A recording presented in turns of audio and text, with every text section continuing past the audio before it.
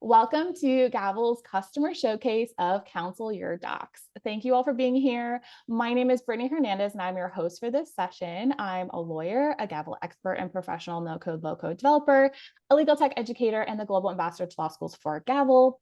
I've also recently been asked to join the team full-time as the head of legal innovation, a role I'll be starting next Monday. So I'm really excited to have the opportunity to help other lawyers innovate and automate their practices using Gavel. And today's example is going to be absolutely perfect. So today, Sukhi Dhillon Alberga, lawyer and the founder of both Bridging Legal Solutions LPC and Counsel Your Docs, will discuss the topic, Shaping the Future of Shareholder Agreements. This is part 2 of what I'm calling our Sukhi sessions, as she generously joined us a few months ago to discuss the topic, being a business lawyer and techpreneur with a mind towards access to justice. So thank you for being here with us again, Sukhi. For the audience, feel free to post your questions in the chat as you think of them, and Sukhi will pick them up when she concludes. After questions, I'll share some quick announcements and do a wrap up, after which you're free to stay on the call for an optional 5 minutes of speed networking. I'll be just inviting a few people to introduce themselves for about 1 minute each. You can let me or Trisha Duffin know in the chat if you'd like to introduce yourself during that portion of the call. So I'd now like to introduce today's speaker. Sukhi is a lawyer with an honors bachelor degree from the University of Toronto and a JD from Bond University. She also obtained the Osgood Certificate in Health Law from the Osgood Hall Law School of York University, and she's admitted to the bar in both Ontario and New Brunswick. Sukhi is the founder of Bridging Legal Solutions LPC, where she counsels startups and small businesses, healthcare and medical businesses, and medical device startups. She also recently launched Counsel Your Docs, which we'll be discussing in great detail during this session. Counsel Your Docs offers a flat fee online solution for drafting shareholder agreements. She's also a member of the Legal Futures Subcommittee for the Canadian Bar Association, the Human Resource Committee of the Law Society of New Brunswick, and the Law Society of New Brunswick Council. She's also a mom and a superhuman. So thank you so much for being with us today, Sukhi. We'll go ahead and jump into the first question. So like I said, thank you so much for being here. We wanted this to be a little bit more conversational. So I'm going to go ahead and stop sharing my screen. Thank you all for coming to today's session to kind of hang out with me and Sukhi.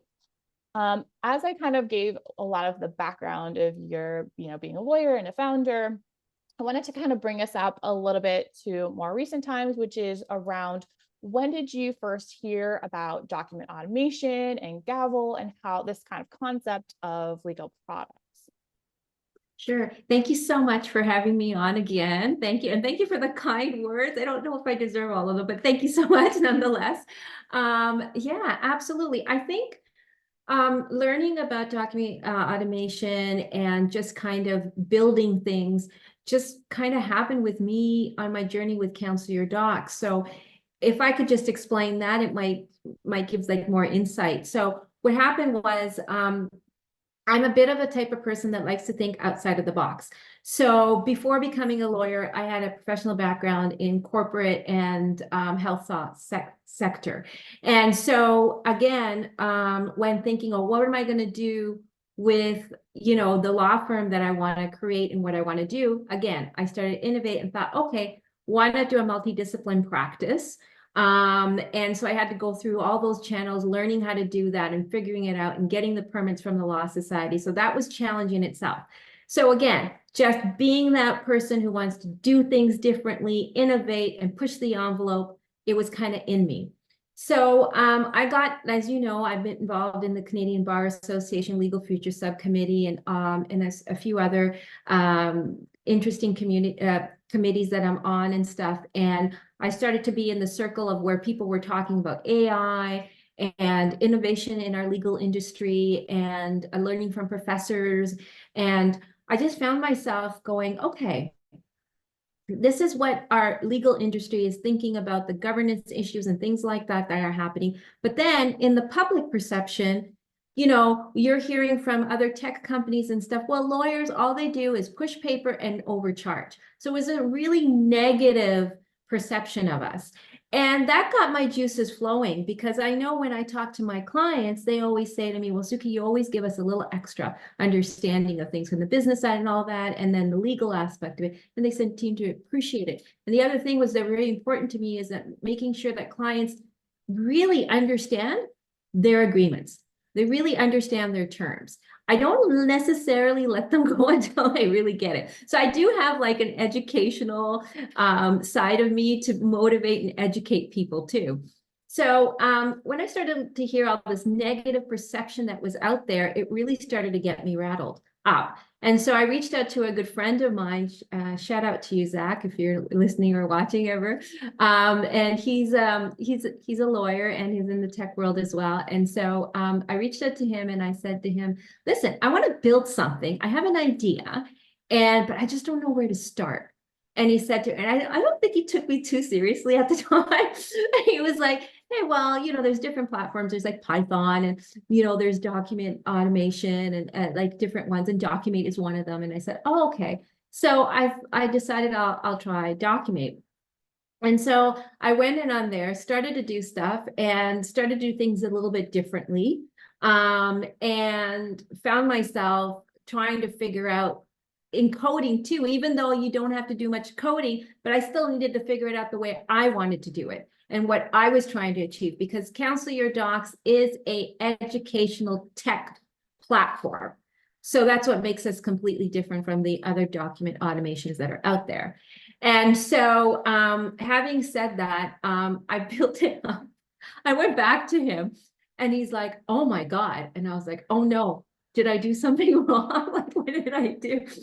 And he goes, do you understand you're doing computational contracts? And I was like, what's that? And he was, I was like, okay, I got to learn more about this now. I've stumbled across on this. And then he was like, well, are there any sandboxes in Canada that you might get involved in and stuff like that? And so then I found myself reaching out to the Ontario Law Society, Access to Innovation. Ironically enough, sometimes things just kind of happen, you know what I mean? They just line up that way. They were just starting the sandbox. So I was their first applicant, but I was their first lawyer applicant. And they were anticipating having, tech companies come to them, but not a lawyer. So it put a little bit of, it made things a little bit interesting.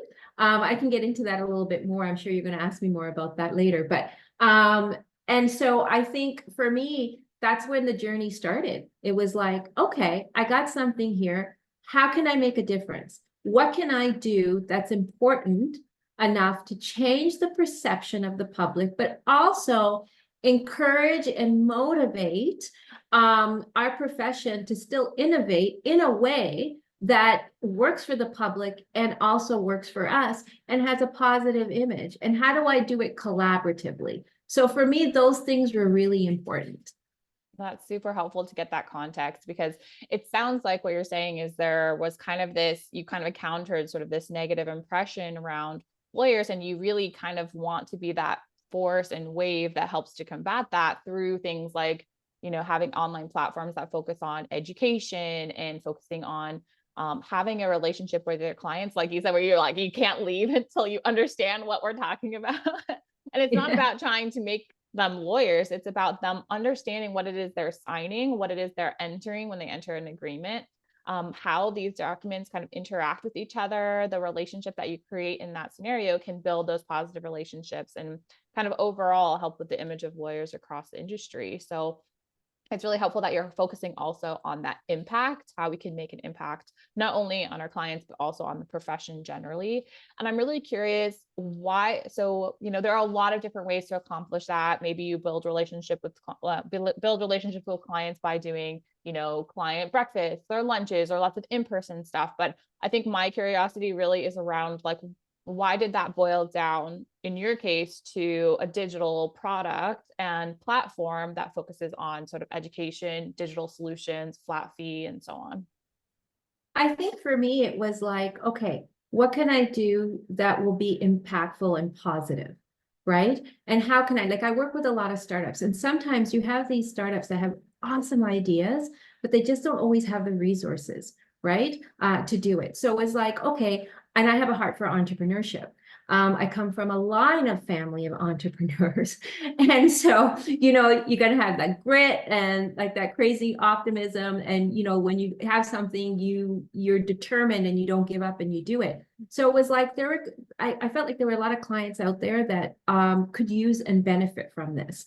So for me, it was a little bit more of, okay, how can we increase access to justice? And what document is really important to do that? And so for me, it was like, what can I create that will give higher value and also allow clients to empower themselves, right? And users to empower themselves and understand what they're doing and customize it for their unique situation. Whether it's one of the existing businesses out there, like let's say a restaurant business or some other company, right? Or it's an innovative product that hasn't been done before. How can you assist them and how can you help them? So for me, that was kind of the motivation there and why I chose to do it this way. That makes sense. Can you talk a little bit more about your time in the sandbox? And I know that's probably, you know, you can't share everything that you learned, but I just feel like you said, you know, you were the first lawyer applicant that they had. And I'm sure, like you said, they were super surprised. And it really kind of demonstrates this trend toward lawyer as developer. And it's something that I'm really passionate about and why I'm kind of focusing in my new role with Gavel as the head of legal innovation around helping lawyers understand that with the kind of software democratization movement and the ability for lawyers to get their hands on tools like Gavel, where you're able to build so quickly and you're able to build without having to learn all of this code. And you were talking about like Python and all these different things. You don't have to become a coder in order to use these tools. You can just say, I want this to be a question block and I want it to have this condition on it. And I want to have my documents output like this and formatted like this. And so with that kind of, and also with the kind of the release of the new PDF tagger, that's the more visual, like where you're able to kind of say, I want this like variable to go over here and so on and so forth.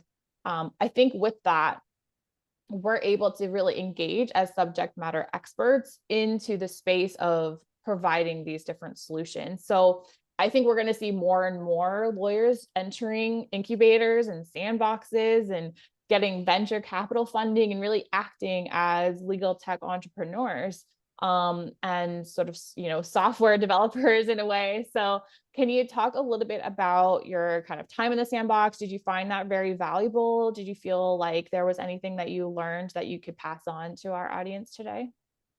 I think a couple of things. First of all, when working and building what I did, because of what I wanted to do and the way I wanted to do it, I still had to learn encoding. I had to do it because I had to manipulate the system in the way that I needed it to work. But having said that, it was a great platform to start, right? And I think what's interesting too is that, you know, once Dorna got wind of it, she was so excited and super excited that I was trying to do something really innovative and different. So I got tremendous amount of support, which was awesome. So that's the first thing. Second thing is, it was really important for me to go through the sandbox, the Law Society, because I wanted it to be collaborative. I wanted it to be something that was sending a message out that our industry is innovating, you know, not only amongst our colleagues in the bar, but also among the public. And that was important to me. I had someone say to me who was in the incubator space, said to me, wow, I wish you hadn't gone through the sandbox. I wish you hadn't done this. You know, I wish you hadn't come to me or come first. Like, you know, you didn't need to do this. Why'd you do this? You know, because, you know, now you're part of the sandbox and there might be restrictions and like it was all that. And I said, you know what? My motivation was different. If I wanted to do this for the sake of starting a new business and a startup, I would have done it differently. But I'm doing it for this reason because my motivation was for a different vision that I had and mission that I had, right? What was once again collaborative and positive messaging to the public and increasing access to justice. So for me, those things were like the root of it. When I got into the actual application process, they have a two-stage application process. And for me, it took a little bit longer, again, because I was a lawyer and they were quite prepared to have someone like me come into the sandbox. So in a way, It was a long vetting process, nonetheless. However, in hindsight, I think it was great because it helped me build a real quality product. I was told you need to get a quality assurance person because you're not a tech company. We want you to hire a quality assurance person. And I was able to hire somebody who has helped a lot of tech companies, legal tech companies, and sandboxes in the States. And then when I brought that person, they were really happy and impressed, right? And again, it just kind of worked out that way, right? But it allowed me to further make the product better. We went from beta version to market ready, but it took time, right? And when you're going through these kind of processes, sometimes it may feel frustrating at times, and I'll kid you not, it was at times. But at the same time, I also knew I had to sort of protect the law firm that I have. And then, because originally I thought it was going to be part of the law firm, but it couldn't be. It had to be separated kind of thing. So it's a separate startup, law firm separate kind of thing, And then as I was going through the process, they had advisory council of 13 experts across Canada in cybersecurity, tech. They were just really these impressive people. I have to tell you, ignorance is bliss. I had no idea who was on the advisory council when I put my application. I found out after the fact, probably a good reason that I did, because I may have not put it in, because I would have been like, oh my God, right? So ignorance can be bliss for sure. But yeah, when I went to the first stage, they were like, oh, this is a scalable idea. So that was really good. So it was good feedback from the get-go, and then just kind of building on that. So that was the advantage of being in the sandbox. Yes, it took some time, but there were benefits to it at the same time, especially if it lined up with where I was headed and what the message I wanted to get out there. So for me, I think it was a good idea for me to do it. Amazing. Yeah. I think that's helpful to know that you really started with a very strong core reason that you were doing it and a why. And like you said, there are many different ways that you can enter this market, and it doesn't always have to look the same. And so for you, you really focused on what is my purpose? What is the outcome that I want to get here? And I think that this is going to be the best path forward for that, even if it's going to make it to where I need to hire an extra person and I need to, kind of go through this vetting process that can be quite intense while running another business. So on that piece of running kind of two businesses at the same time, I think what can be or feel overwhelming for someone who is in your position where you have maybe a solo practice or a small firm practice that you're already running, and you have all these clients you need to pay attention to and focus on, to then kind of add a second full-time job, two 70-hour-a-week jobs, basically trying to figure out sort of like having that, and also having time to spend with your family. And so I think in our last conversation, you're like, I'm not really the right person to talk to about balance, because you're the one that would like stay up for 72 hours to like get something done. So, but for those of us, for those of us who are trying to have a little bit more balance, maybe, what would you say are some tips or tricks that you found to sort of like find or create space in your time, in your life, in order to really be able to carve in or be very intentional about what you're doing with your time? Is that like through delegation? Is that through, kind of waking up before the kids get up and doing a little bit of work and then seeing them, and then, or is it, how do you go throughout your daily life having two businesses essentially? And actually, like, and kind of a second part to this question, do you feel that now that you've kind of gone through that process, some of that weight can come down and some of that time can be reduced because you've built the thing and now you just need to maintain it? And that kind of comes with that scalability piece that you mentioned. I think all good questions and comments. I think what happens is that when you're like, the initial stage of building and doing it was the hardest part, and being committed and dedicated to it and not giving up, and even feeling at times, oh my God, am I ever going to even get this approval? Is it really going to happen? Is all of this just going to fall to the wayside?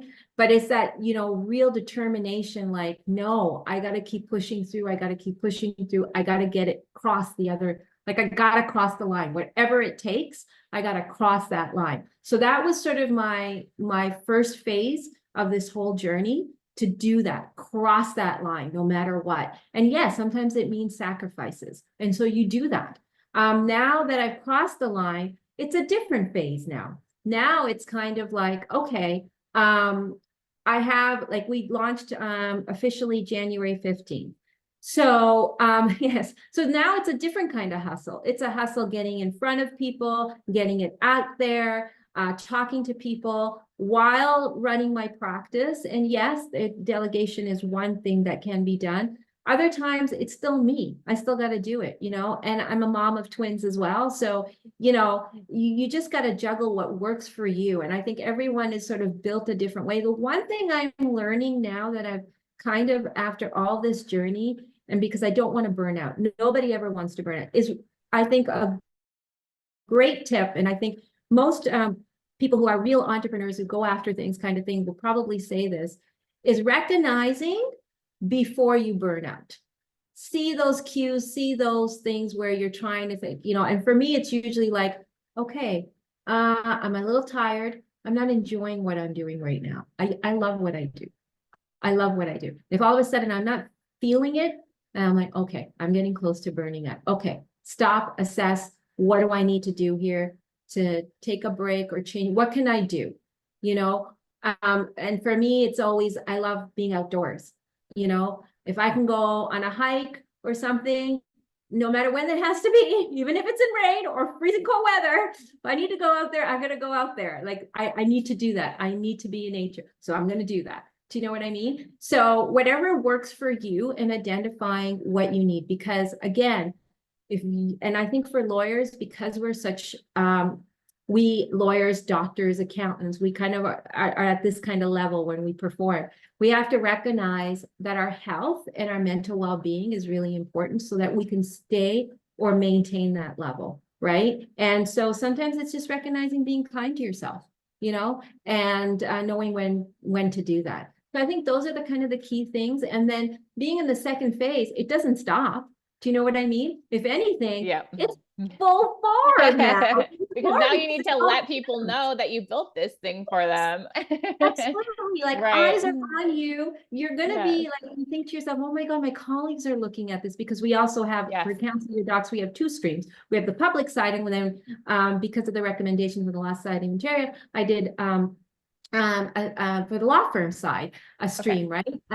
Which we also help accounting firms and incubators and things like that can also use it. So then I had to scale it together.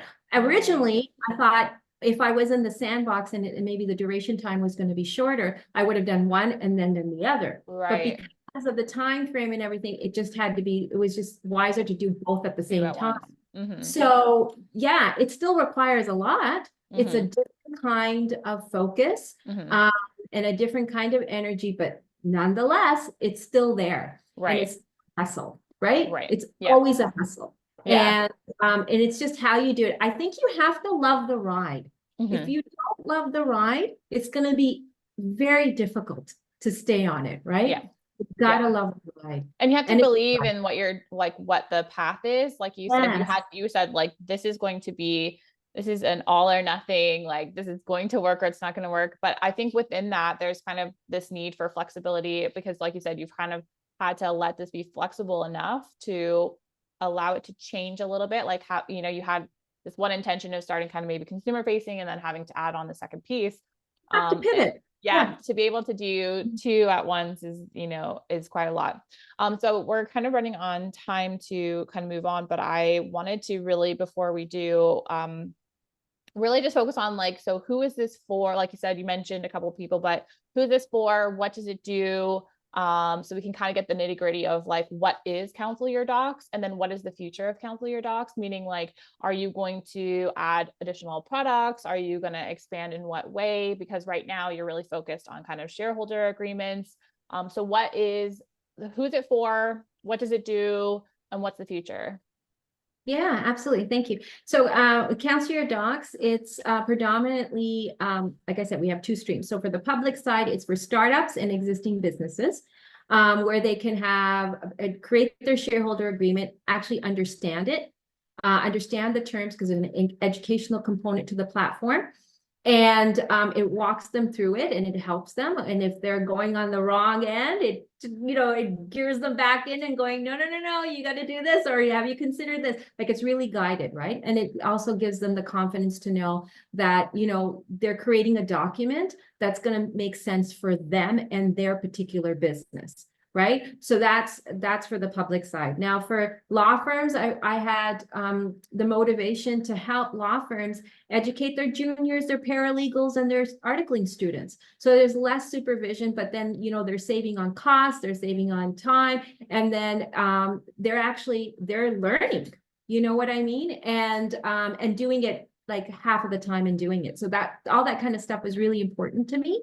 So that's essentially why. And the shareholder agreement, I think, is one of the critical documents when it comes to starting a business, right? The shareholder agreement will affect your succession planning, will affect your taxes, right? And how you do them. It'll affect your day-to-day decision making. It can even, for example, if you have a life insurance clause that you're putting in to the shareholder agreement for your shareholders, that's going to affect so many people, not only the shareholders, but their families and their business, and how that's going to money going in and how to put it back. Like, it's so complicated, right?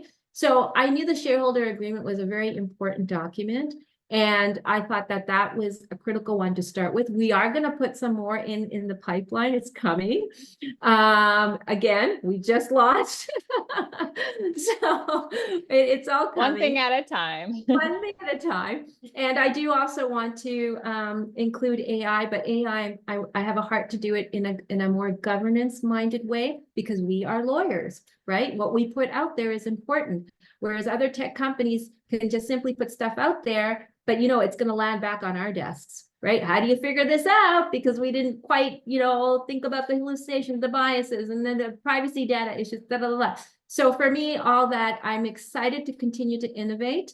The future of Counselor Docs, I think, is to have an impact, change perception, and continue to innovate. That's what we're going to do. And it's been an exciting ride so far, and I hope it continues that way. Absolutely. Absolutely. So thank you so much for that, Sukhi. I think I'm going to go ahead and wrap us up for the main portion. So if anyone has questions, just put them in the chat. I'm just going to do the wrap up first. And then we'll have everyone, I'll stop the recording. And then sorry, I was just going to say, people can visit counselurdocs.com. Right. Exactly. Or you can put it in the chat for them. Exactly. Yes. I think it's there. Correct. But we can put it one more time. Maybe Trisha can help us with that. But yes, exactly. So if you want to learn more, you can reach out to Sukhi directly on LinkedIn. And then I'm not sure if you wanted to put your email in the chat, it's up to you, but she is available on LinkedIn if you want to reach out. She's more than happy to connect with you. Also, you can, as she mentioned, learn more at counselurdocs.com. So the website is really easy to understand exactly who this is for, what it does, what the value proposition is, and then kind of giving you some guidelines around how to use it and get started. So from my side, you can get certified in Gavel. So we've talked a lot about how Sukhi is using Gavel to, automate and then productize her legal expertise. So if you'd like to learn more about how to do that and get certified, we're going to start a new cohort on April 11th at 10 a.m. Pacific time. So you can learn more at commandacademy.com.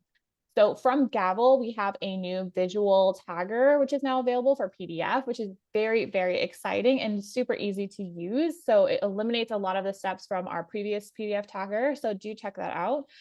We do have a native integration for DocuSign. So at the end of these documents, and as they're generated, you can submit it for signing, and it will get automatically sent over to the different emails that you indicate in order to get signatures.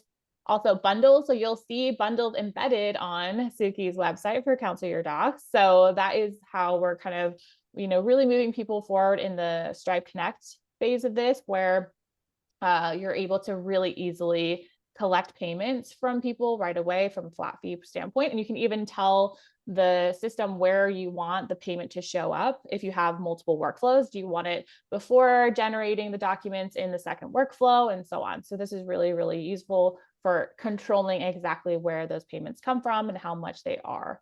And then just a few quick reminders. We do have a wish list. So if there's ever anything that you see in the platform, we do take the wish list very seriously. So we can kind of come up with different feature requests and ideas.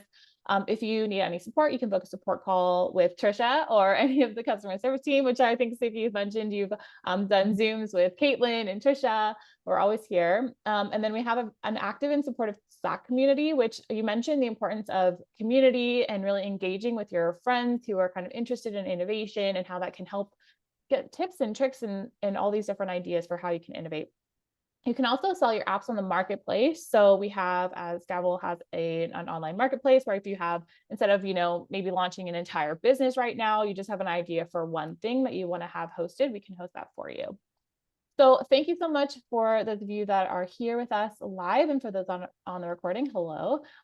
We are going to transition now into 5 minutes of speed networking. So feel free to go if you need to, or stay on if you would like to join us. So that concludes our main section. Thank you so much to Sukhi, and then stay on if you'd like to join us for speed networking.